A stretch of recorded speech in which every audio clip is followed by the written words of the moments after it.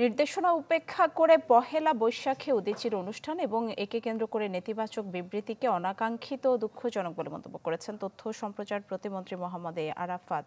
জানা গেছে, বর্ষবরণের অনুষ্ঠান আয়োজনে ডিএমপিকে চিঠি দেয় উদীচী শিল্পী গোষ্ঠী। তবে সরকারের বেঁধে দেয়া সময়ের পর অনুষ্ঠান করতে চাওয়ায় অনুমতি দেওয়া হয়নি।